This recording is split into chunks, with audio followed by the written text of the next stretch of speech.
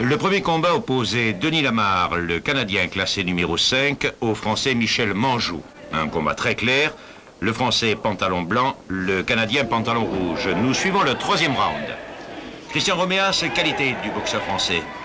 Les qualités du boxeur français sont à la fois physiques et morales, c'est-à-dire qu'il est très bien dans sa tête, il est très bien préparé physiquement, il a une très bonne technique de poing, c'est un kicker moyen, c'est-à-dire qu'il se sert moyennement de ses jambes, mais il a un plus avec ses poings. Dans le passé, au tout début de sa carrière, il a fait quelques combats amateurs, lesquels qu'il a réglés au nul. On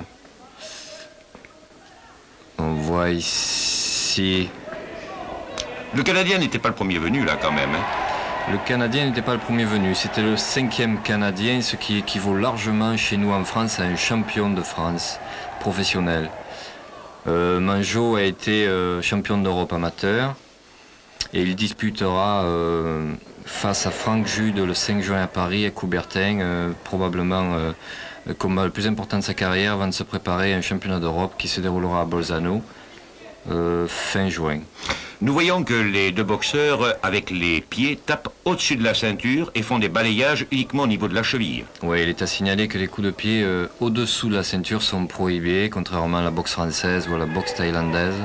D'où un côté un peu plus esthétique de la boxe américaine qui permet d'aller donner des coups de pied très spectaculaires au visage, que nous ne verrons pas dans ce combat-là parce que les coups de pied se limitent au niveau de la ceinture, mais peut-être une plus grande efficacité au niveau poing dans ce combat en tout cas. Ce qui revient à dire que la boxe classique, la boxe anglaise, prévaut dans ce combat où, par exemple, Manjou est supérieur au Canadien dans les directs et les uppercuts. On appelle ça la boxe anglaise, vous dites que la boxe anglaise prévaut à d'autres disciplines, en tout cas en discipline de combat, mais ce n'est pas évident en boxe américaine quand on travaille les poings, c'est de la boxe américaine. Il y en a qui sont plus enclins à travailler les poings, d'autres plus enclins à travailler les jambes, on le verra tout de suite après avec Pascal Leplat. Il y en a qui sont très complets, des pieds et des mains, ce qui donne un formidable combat. Et là, nous suivons le 6e round. Voilà, il faut signaler qu'il y a une moyenne de 8-10 coups de pied obligatoires par reprise. Les reprises durent 2 minutes et non pas 3 comme en boxe anglaise, car elle est très astreignante de donner des coups de pied tout en boxant. Les balayages sont autorisés au niveau de la protection du pied bien sûr.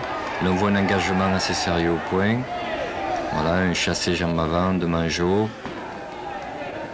Un enchaînement de points qui suit. Un peu attentiste. Ce combat-là entre Michel Manjou et Denis Lamarre a été un des plus physiques, un des plus engagés des 4 combats internationaux France-Canada. Il y a eu un engagement total au point et ces deux combattants-là avaient la particularité de ne pas savoir reculer. Alors les deux étant des fonceurs, si l'on veut, ça a fait un formidable engagement. Et on peut le dire déjà, Christian Roméas, c'est une victoire par 3 décisions d'arbitre à 0 qui a sanctionné ce premier combat, ce qui fait qu'à l'issue de ces 7 rounds, la France menait par 1-0 devant le Canada. Nous voyons la fin du 6e round.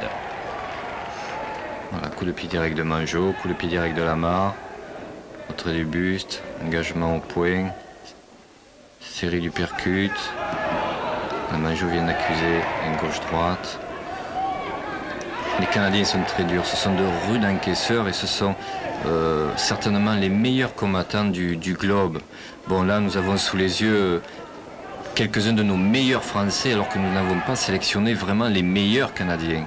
Sinon je ne sais pas si nous aurions totalisé 4 victoires à 0 au terme de cette rencontre.